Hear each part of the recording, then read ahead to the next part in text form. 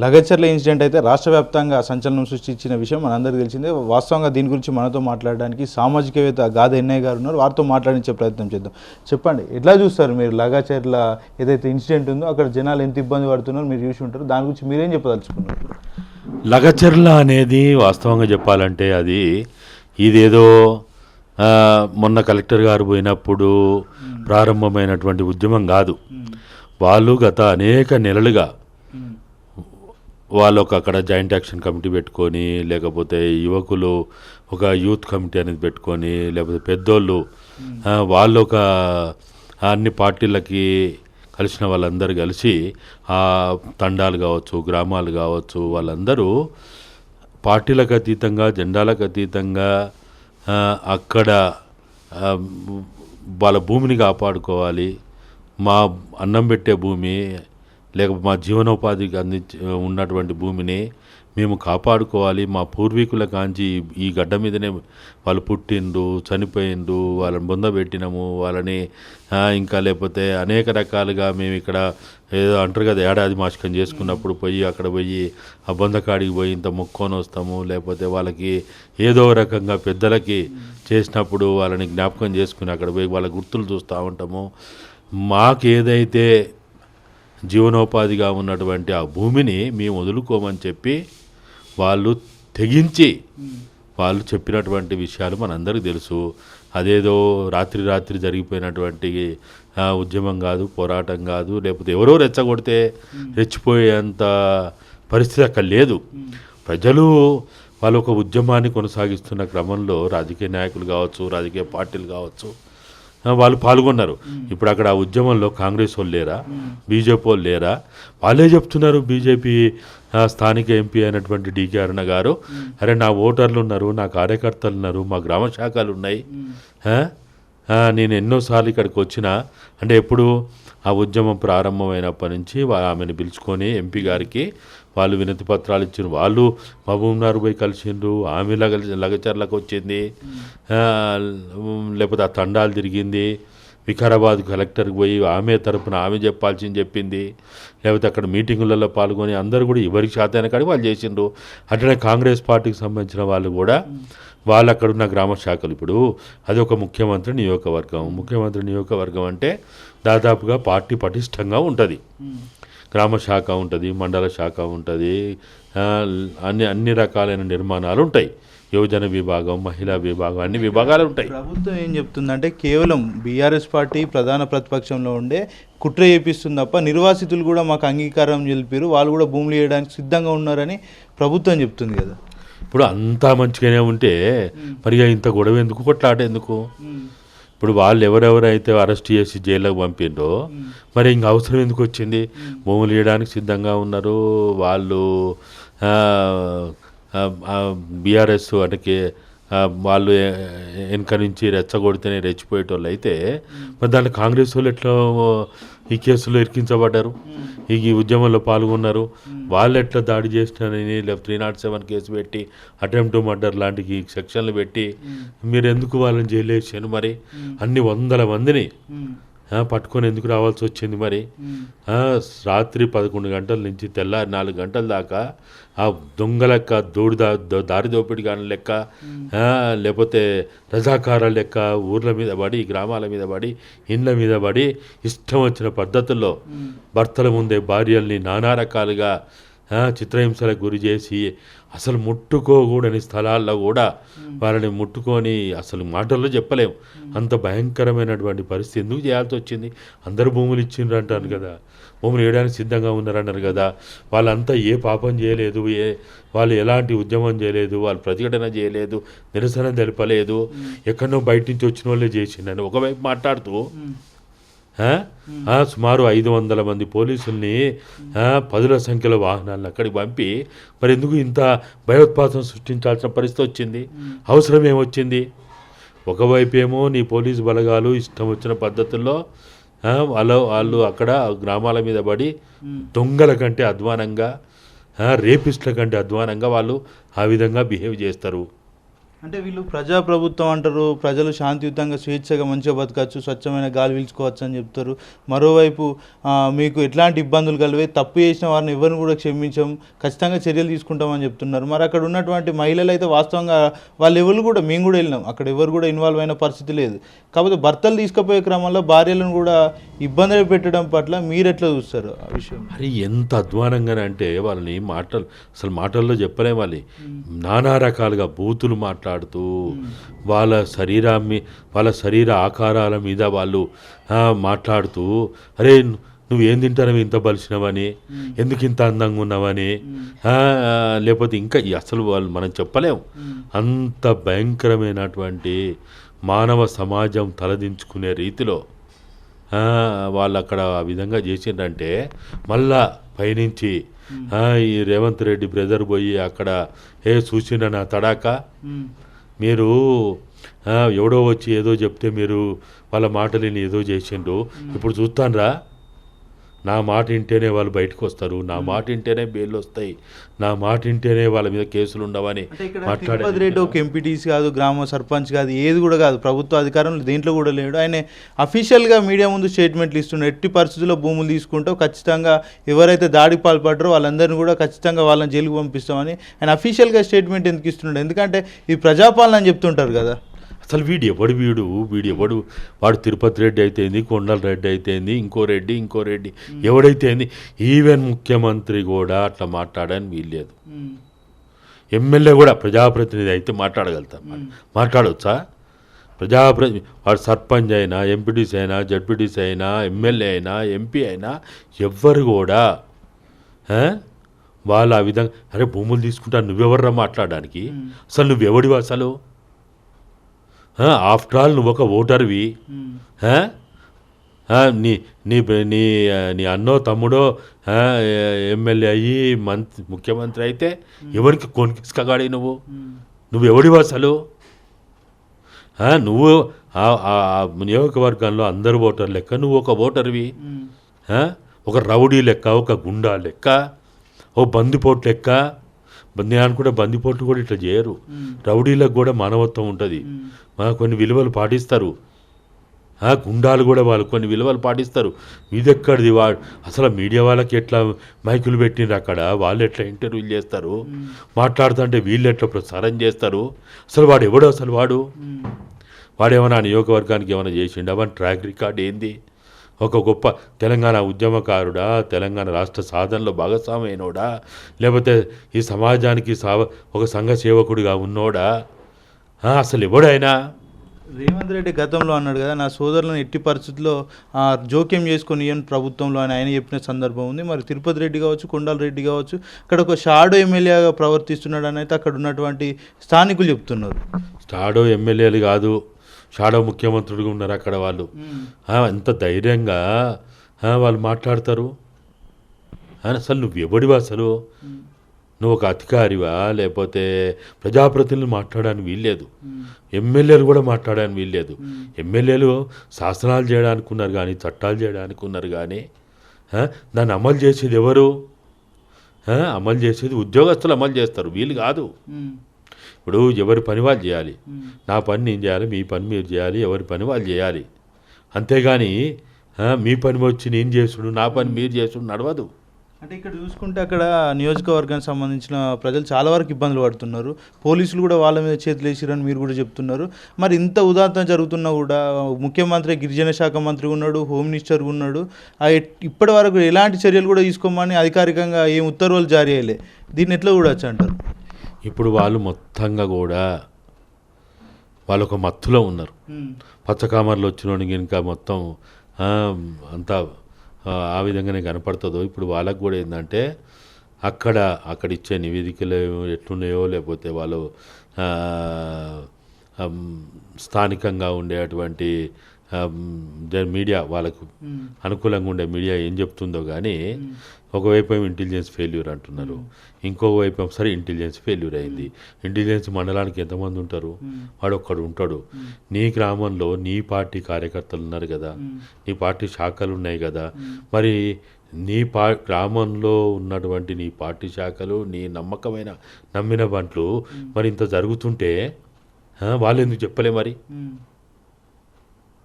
ఇప్పుడు ఇంటెలిజెన్స్ అనేది మండలానికి నియోజకవర్గానికి ఒకడో ఇద్దరో ఉంటారు, వానికి ఏం తెలుస్తుంది?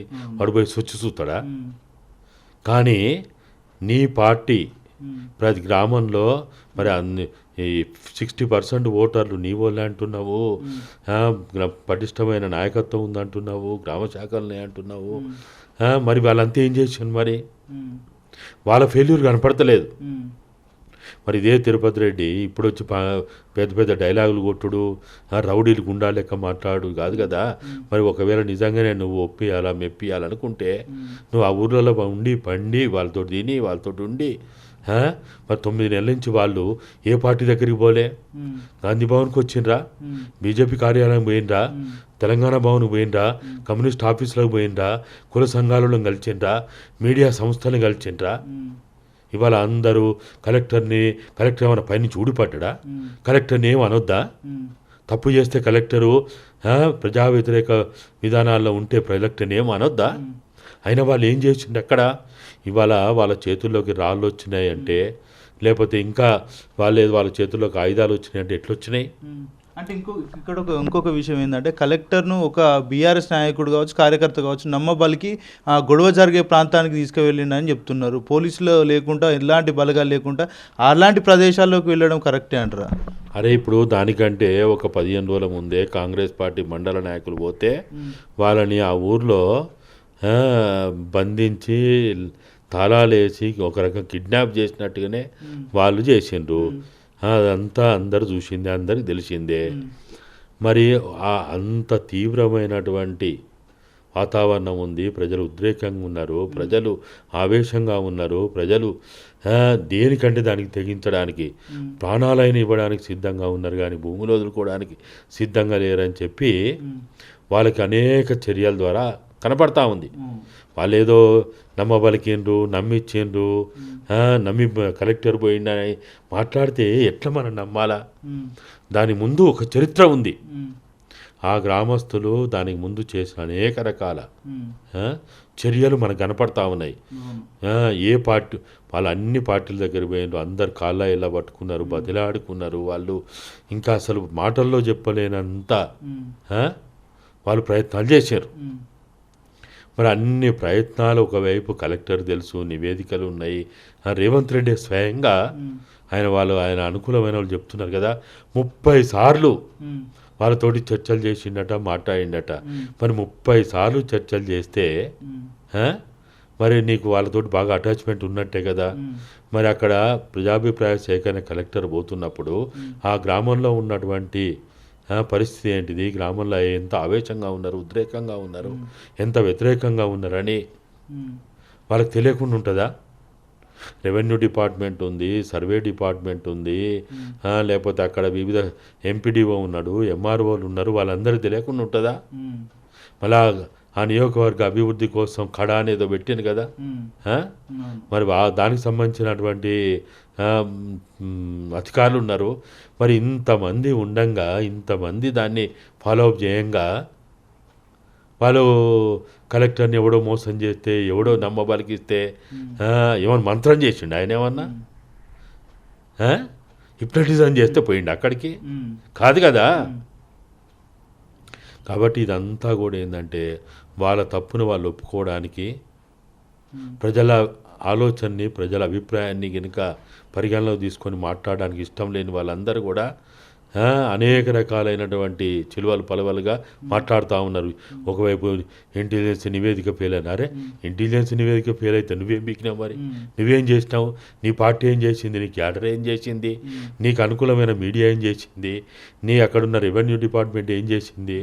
వాళ్ళంతా ఉన్నారు కదా, వాళ్ళందరూ చూసుకోవాలి కదా. అది ఉత్తానే పోలీసు వాళ్ళని ఉపయోగించుకుంటావు, అరెస్టులు చేస్తావు, వాళ్ళతోటి కొట్టిస్తావు, అన్నీ చేస్తావు.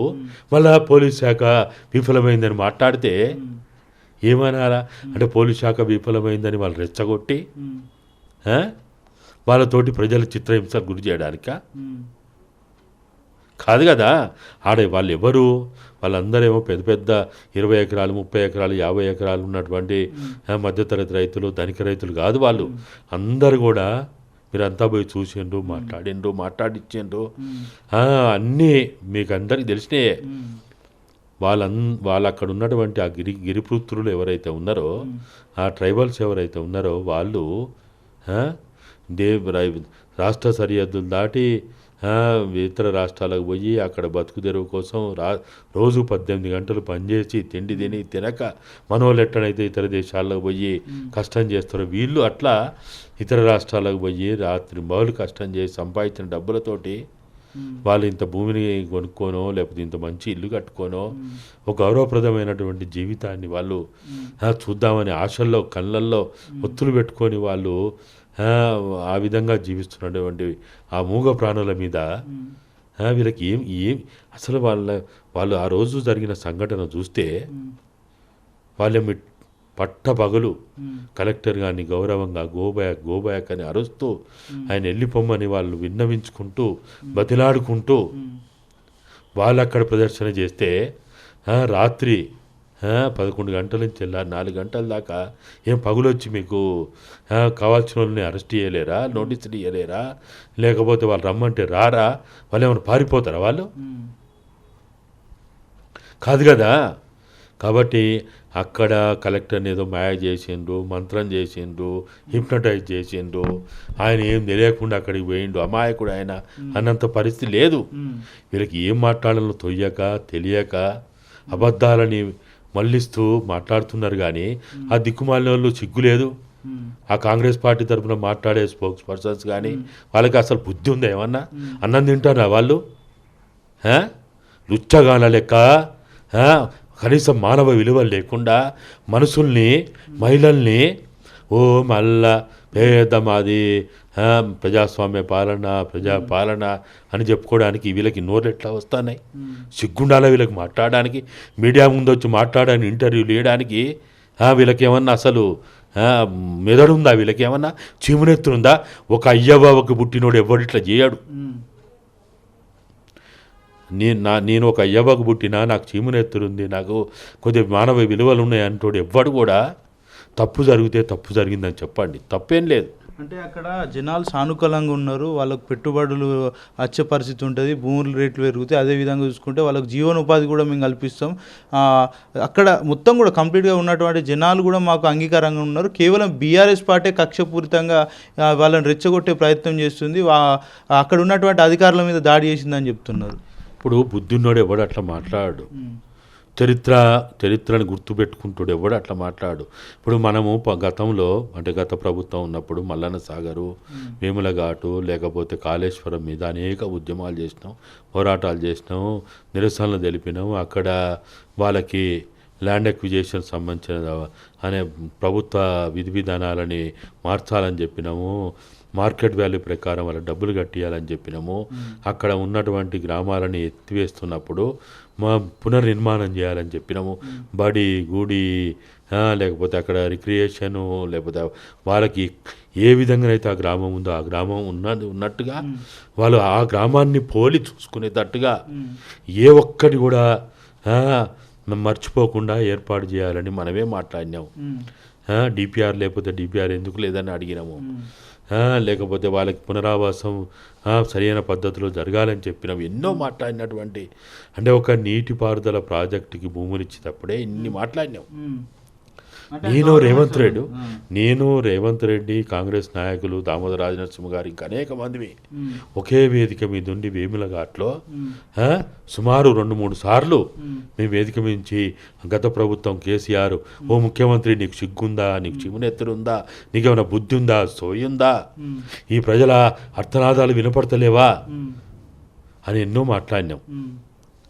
మరి ఆ రోజు అన్ని మాట్లాడిన మనము ఒక ప్రభుత్వ అవసరాల కోసము నీటిపారుదల ప్రాజెక్టు కోసము ఏర్పాటు చేయబడే ప్రాజెక్టు కానే మనం నిరసనలు తెలిపినాము. ప్రజల్ని అంటే అక్కడ 365 రోజులు వేములఘాటు ప్రజలు నిరాహార దీక్షలు చేసిండ్రు, టెంట్ వేసి కార్యక్రమాలు నిర్వహిస్తే 10 సార్లు మేమందరం పోయినాం. మరి వాళ్ళు రెచ్చగొట్టినట్ట? మనం రెచ్చగొడితేనే వాళ్ళు చేసిండ్రా? అక్కడ కూడా నాకు తెలిసి 2 సార్లు పోలీసు బలగాలు వచ్చినప్పుడు పోలీసులని వెంటబడి ఎస్ఐలని సిఐలని డిఎస్పీని పొలాల్లో పడి ఉరికిచ్చేలాగిన తరిమేచిండ్రు. అతకాలం గ్రామాల్లోకి రానియలే. ఇవి మామూలుగా ఇదేదో కొత్తది కాదు. ఈ లగచర్లనే మొట్టమొదటిసారి కలెక్టర్ని గతంలో అయితే అంటే గవర్నమెంట్ ప్రాజెక్టుల గురించే గొడవలు పెట్టారు. ఇప్పుడు ప్రైవేట్ ప్రాజెక్టు గురించి ఏదైతే భూములు సొంత భూములను గుంజుకునే ప్రయత్నం రేవంత్ సర్కార్ చేస్తుంది కదా, దీన్ని వాస్తవంగా మరి ఖండించే పరిస్థితులు లేవు అంటారు ఇక్కడ ప్రతిపక్షాలు కానీ ఇటు అధికార పక్షం కానీ? ఇప్పుడు అది ఒక ప్రైవేట్ కంపెనీ ఏదైతే చెప్తున్నారో అసలు దానికి భూములని తీసుకోవాల్సిన అవసరం లేదు, భూములు ఇవ్వాల్సిన అవసరం లేదు. అరే నువ్వు ప్రైవేటు వ్యాపారస్తులకు నువ్వెవరు ఇచ్చేది? నువ్వెందుకు ఇవ్వాలా? అడిగే ప్రభుత్వాన్ని ప్రైవేటీకరణ చేయండి. మరి ముఖ్యమంత్రి కూడా ఈ ఎన్నికలు ఎందుకు, ఈ రాజ్యాంగం ఎందుకు, ఈ వ్యవస్థలు ఎందుకు ఇవన్నీ ఎవరికో అప్పచెప్పండి. అదాని అంబానీలకో రిలయన్స్ అనుకో ఇక్కడ ఉన్నారు కదా మెగా కృష్ణారెడ్డికో రామేశ్వరరావుకో రియల్ ఎస్టేట్ వాళ్ళకి అప్పచెప్పండి. ఇంకెందుకు మరి ఇక మీరు ఒక బడి కోసం లేకపోతే ఒక హాస్పిటల్ కోసం అంటే మనం కూడా అర్థం చేసుకొని మనం కూడా అంటే అక్కడ ఉన్న జనాలు కూడా అంటున్నారు మాకు బడి కరెక్ట్ లేవు, హాస్పిటల్ సౌకర్యవంతంగా లేవు, మాకు అవి నిర్మించండి కానీ ప్రైవేట్ ప్రాజెక్టు ద్వారా మాకు వచ్చింది ఏంది, ఇది వాయు కాలుష్యం జరుగుతుంది, నీటి కాలుష్యం జరుగుతుంది, దీంతో వచ్చిన లాభాలు ఏం లేవు, మమ్మల్ని చంపనీకే ప్రభుత్వం కంకణం కట్టుకున్నానని అయితే అక్కడ ఉన్నటువంటి వాసులు చెప్తున్నారు. అదేదో ఒక్క 1550 ఎకరాల పరిధిలో ఉండేటువంటి విధ్వంసం మాత్రమే కాదు, ఇది సుమారు 15,000 ఎకరాల పరిధిలో ఉండేటువంటి విధ్వంసం కారకులు అవుతున్నారు ఇప్పుడు. అదేదో 4 గ్రామాలు 3 గ్రామాలకు సంబంధించిన సమస్య కాదు, ఇది సుమారు 2 మండలాల సమస్య. ఇది కొన్ని వేల ప్రజల జీవితానికి సంబంధించిన సమస్య ఇది. ఇప్పుడు చూస్తలేమా ఐడియా బొల్లారం ఏమైంది, పాశమైలారం ఏమైంది, బొంతపల్లి ఏమైంది, జిడిమెట్ల ఏమైంది, లేకపోతే నాచారం ఏమైంది, చౌటుపల్లి దగ్గర దివిసు ఏర్పాటు చేస్తే ఏమైంది. మొత్తం ఫార్మా కంపెనీలు ఎక్కడెక్కడైతే ఉన్నాయో ఆ చుట్టూ ఉన్నటువంటి భూభాగం మొత్తంగా కూడా వాళ్ళు 15-20 కిలోమీటర్ల రేడియస్లో ఎవడు బోర్ వేసినా ఇంద్రధనస్సు రంగులు కనపడ్డట్టుగా నీళ్ళకు పడతాయి, అక్కడ పంచరంగులాగా పడతాయి అక్కడ. మరి ఇంత తెలిసాక రేవంత్ రెడ్డి మరి సొంత నియోజకవర్గంలో వేయాల్సిన అవసరం ఏమొచ్చిందంటారు? ఆయన నియోజకవర్గం అయితే ఆయన ఏమన్నా ఆడపోయి ఇల్లు కట్టుకొని ఉండేటోడా? వీళ్ళు ఎవరైనా పేరుకు నియోజకవర్గం కానీ వీడు ఎవడైనా వాని భార్యలో వాని కుటుంబమో వాని పిల్లలో పోయి సంసారం చేస్తాడా? అక్కడ ఎవడైనా చేస్తాడా? ఏ ఎమ్మెల్యే అయినా ఏ మంత్రి అయినా లేకపోతే వాళ్ళ కుటుంబ సభ్యులని ఎవడైనా ఉంటాడా అక్కడ? వానికి ఏమవుతుంది? వాడు మంచిగా Banjara Hills, Jubilee Hills, Mahendra Hills, Reddy Hills, పెద్ద పెద్ద హిల్స్లో వాళ్ళు ఎకరాల కొద్దీ ఇల్లు కట్టుకొని లేకపోతే కాలుష్యానికి దూరంగా ఉండే ప్రాంతాలకు పోయి ఫామ్ హౌస్లు కట్టుకొని వాళ్ళు జలసాల చేసుకుంటా ఉన్నారు. కానీ వాడు ఎవడైనా ఉంటాడా? ఒక్కరోజు రాత్రి ఓ వారం రోజులు ఎవడైనా నియోజకవర్గాలు పంటాడా? ఎవడుంటాడు చెప్పు? పేరుకు నియోజకవర్గం దళిత ఎమ్మెల్యేలు ఉంటాడా, బీసీ ఎమ్మెల్యేలు ఉంటాడా, గిరిజన ఎమ్మెల్యేలు ఉంటాడా, నాయకులు ఉంటాడా? ఎవడుంటాడు? దీనికి ఎవరైనా సరే వాడొక ఎమ్మెల్యే అయిందంటే ఎంపీ అయిందంటే వాళ్ళు గిరిజన కోటాలో వచ్చినా బీసీ కోటాలో వచ్చినా లేకపోతే బీసీ కోటా అంటే లేదనుకో వాళ్ళు ఎవడైనా అలా మామూలు జడ్పీటీసీలే ఉండలేరు వాళ్ళ మండలాల్లో. మరి ఇంత వ్యతిరేకత వచ్చినప్పుడు రేవంత్ రెడ్డికి ఆ ఫ్యాక్టరీ వల్ల వచ్చే లాభం ఏంది అసలు? మరి ఆ ఫ్యాక్టరీ వల్ల లాభము వాళ్ళు ఒకటి వాళ్ళ అల్లుడో బిడ్డనో వాళ్ళ బంధువులో వాళ్ళు అక్కడ పెట్టాలనుకున్నారు కాబట్టి వాళ్ళని సంతోషపరచడానికి వాళ్ళ అవసరాలు తీర్చడానికి వాళ్ళకి వాళ్ళ లాభాలు అర్చించడానికి వాళ్ళు ఏదైతే ఒక ప్రణాళిక వేసుకొని అక్కడ సుమారు దాదాపుగా 500 పైన ఎకరాల ప్రభుత్వ భూమి ఉన్నది. దానికి తోడు ఇంకొక 1000 ఎకరాల భూమిని కనుక మనం తీసుకుంటే వాళ్ళకి అప్పచెప్తే ఇక వాడు ఒక 30 ఏళ్ళు 40 ఏళ్ళు 50 ఏళ్ళు వాడు ఆ ప్రాంతంలో బ్రహ్మాండంగా ఆ మొత్తం విధ్వంసం చేసుకుంటూ వాడు లాభాలు గడించడానికి వానికి ఒక అవకాశం కల్పిస్తాడు. అదే వాళ్ళకి కావాల్సింది. ఇప్పుడు నిజంగా ఫార్మా కంపెనీలు కనుక వాళ్ళు పెట్టదలుచుకుంటే, నేను మొన్న ఇండస్ట్రియల్ అధికారులతో మాట్లాడినప్పుడు వాళ్ళు చెప్తా ఉన్నారు ఇప్పటి వరకు ఉన్నటువంటి పారిశ్రామిక వాడలలో కొన్ని వేల ఎకరాల భూమి పడవబడి ఉన్నది. ప్రభుత్వము స్వాధీనం చేసుకొని ఇండస్ట్రియల్ కారిడార్గా ఏదైతే చెప్తా ఉన్నారో ఆ ప్రాంతంలో వేల ఎకరాలు, అది పాశమేలారం కావచ్చు, బొంతపల్లి కావచ్చు, ఐడియా బొల్లారం కావచ్చు, నాచారం కావచ్చు.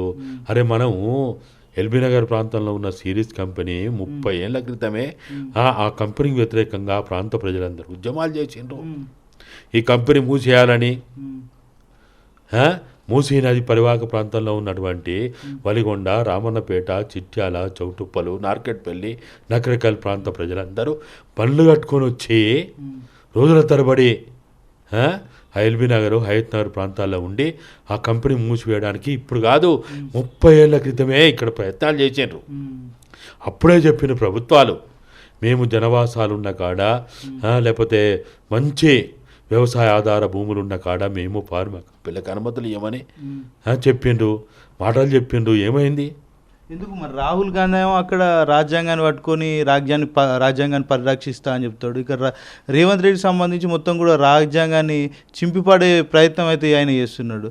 ఎట్లా చూడొచ్చు అంటారు ఈ విషయం మీద? ఇప్పుడు మీ అందరికీ ఇది కాంగ్రెస్ ప్రభుత్వం లెక్క కనపడుతుందేమో కానీ నాలాంటి వానికి మాత్రం ఇది కాంగ్రెస్ ప్రభుత్వం అని నేనైతే భావించడం లేదు. ఇది ఎన్డీఏ ప్రభుత్వం అంతే.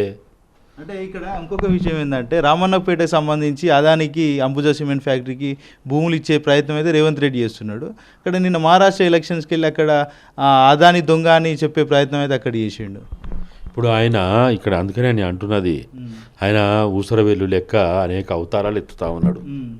ఢిల్లీ పోతే ఒక అవతారం, తెలంగాణలో ఉంటే ఒక అవతారం, లేకపోతే ఇంకా వేరే రాష్ట్రాలకు పోతా అవతారం ఎత్తుతా ఉన్నాడు. ఊసరవెల్లి కంటే ఎక్కువ ఆయన రంగులు మారుస్తూ ఉన్నాడు. ఇప్పుడు ఆయన అందుకనే అంటున్నది ఇది ఎన్డీఏ ప్రభుత్వమే, కాంగ్రెస్ ప్రభుత్వం కాదు. రాహుల్ గాంధీ ఇప్పుడు వాళ్ళు చూసినాం కదా మనం, రాజీవ్ గాంధీ విగ్రహం పెట్టండి ఇక్కడ. రాజీవ్ గాంధీ గారే అప్పుడు ఆయన ప్రధానమంత్రిగా ఉన్నప్పుడు పార్టీ ఫిరాయింపులకు వ్యతిరేక చట్టాన్ని ఆయనే తెచ్చాడు. ఆయన నాయకత్వంలో వచ్చింది. మరి విగ్రహం పెడితే ఆయన ఆశయాలు ఎక్కడున్నాయి? పార్టీ ఫిరాయిస్తే గేట్లు తెరుతా అంటవి, ఏ పార్టీ కూడా రాండి అని వాళ్ళ ఇంట్లోకే పోయి కండవాళ్ళు కప్పుతా అంటవి. మరి ఏం మాట్లాడతాం? అంటే వచ్చిన ఎమ్మెల్యేలు అంతా కూడా అభివృద్ధిని చూసి పార్టీలకు వచ్చారని చెప్తున్నాడు. ఇది నిజమేనా మరి? మరి అట్లంటే గతంలో కూడా పార్టీలు ఫిరాయించినప్పుడు, ఇదే కాంగ్రెస్ పార్టీ తరఫు ఫిరాయించినప్పుడు వాళ్ళని రాళ్లతో కొట్టండి, చెప్పులతో కొట్టండి, వాళ్ళు ఎక్కడ కనపడితే అక్కడ ప్రొటెస్టులు చేయండి అని మాట్లాడినావు. మరి అప్పుడు కూడా వాళ్ళు కూడా ఇదే చిలక పలుకులు పలికేనే కదా. మా నియోజకవర్గ అభివృద్ధి కోసమే ముఖ్యమంత్రి గారితో మంత్రులతో అవసరాలు ఉంటాయి కాబట్టి మేము పోయి కలుస్తున్నాము, వారితో మాట్లాడుతున్నాము, ఛాయ్ తాగుతున్నాము, డిన్నర్లో పాల్గొంటున్నామని గైబి అప్పుడు కూడా ఇదే చిలక పలుకులు పలికేండ్రు. ఎవడైనా కదే చెప్తాడు. అది కాదు కదా. ఇవాళ ఈ దేశంలో రాజ్యాంగబద్ధమైన పాలన, చట్టబద్ధమైన పాలన చేయాలి. ఇవాళ ఒక ముఖ్యమంత్రి అంటే పార్టీల కోసం కాదు ఆయన ఉన్నది. ఏ పార్టీ వచ్చినా వాడు కండవ కప్పుకున్నా కప్పుకోకున్నా ఆ నియోజకవర్గ ప్రజల అవసరాలు తీర్చాల్సిన బాధ్యత వాళ్ళది. లగచర్లకు సంబంధించి అక్కడ బీజేపీ ఇప్పటి వరకు ఎలాంటి స్టాండ్ తీసుకోలేదు. దాన్ని మీరు ఎట్లా చూస్తారు? అంటే బీజేపీ నిన్న మొన్న అప్పుడు డికే అరుణ గారు తెల్లారైపోయిండు. నిన్న కూడా అక్కడికి ఈటల రాజేందర్ గారు, తర్వాత డికే అరుణ గారు పోయిండు. అక్కడ పోలీసులతోటి గొడవ అయింది, రాణిస్తలేరు, అరెస్ట్ అన్నారు. 151 సెక్షన్ అని ఆయన ఎవరో పోలీస్ ఆఫీసర్ మాట్లాడుతూ ఉన్నాడు. ఇక ఇవి వాళ్ళు ఏ మేరకు ఎంత చేయాలనో వాళ్ళు ఇక వాళ్ళకున్న జాతీయ పార్టీ కాబట్టి ఢిల్లీ వాళ్ళ ఆదేశాల మేరకు, అనుమతుల మేరకే చేస్తారు. అంతకుమించి చేయలేరు. ఒక ప్రాంతీయ పార్టీకి ఉన్న వెసులుబాటు జాతీయ పార్టీలో ఉన్న నాయకులకు అంత ఉండదు. కాబట్టి మరి వారు జాతీయ పార్టీ రేవంత్ రెడ్డి, అందుకని అంటున్నా అది ఎన్డీఏ ప్రభుత్వం కదా, ఎట్లా చేస్తారు? ప్రజలు అక్కడ అరిగోస పడుతున్నా కూడా కనీసం ఇక్కడ ఉన్నటువంటి 2 కేంద్ర మంత్రులు కూడా వాళ్ళ తరపున ఫైట్ చేసిన దాఖలాలు అలా అని ప్రభుత్వానికి కూడా ఇప్పటివరకు కూడా సూచనలు ఇవ్వలేదు. సరే, ఎంత విచిత్రం అంటే ఇప్పుడు ఎవరైనా కానీ ప్రతిపక్ష పార్టీలు ప్రజలకి అండదండగా ఉండాలి, ప్రజల అవసరాలు తీర్చాలి, వాళ్ళ ఉద్యమాలు చేస్తుంటే వాళ్ళకి ఆర్థిక సహాయం చేయాలి, వాళ్ళ కేసుల్లో ఇరుకుంటే జైల్లోకి పోతే వాళ్ళని బయటికి తీసుకురావడానికి లాయర్లను పెట్టి బయటికి తీసుకురావాలి, వాళ్ళకి రవాణా వసతి ఏర్పాటు చేయాలి, వాళ్ళ అరెస్ట్లు అయ్యి జైల్లోకి పోతే వాళ్ళ కుటుంబాలను ఆదుకోవాలి. ఇది ప్రతిపక్ష పార్టీ బాధ్యత. ప్రభుత్వము ప్రజా వ్యతిరేక విధానాలు చేస్తున్నప్పుడు ప్రతిపక్ష పార్టీగా అది బీజేపీ అయినా, బీఆర్ఎస్ అయినా, కమ్యూనిస్ట్ పార్టీలైనా, ఈ రాష్ట్రంలో ఉన్న ఏ పార్టీ అయినా, కుల సంఘాలైనా, లేకపోతే ఇంకా అనేక రకాలైనగా ఉన్నటువంటి సంస్థలైనా కానీ ఉద్యమాలు పోరాటాలు చేస్తున్న ప్రజలకు అండదండగా ఉండాలి. అరే వారికి అండదండగా ఉంటే కుట్రలు చేసినని మాట్లాడుతున్నారు. మీడియా కూడా అదే చెప్తున్నది.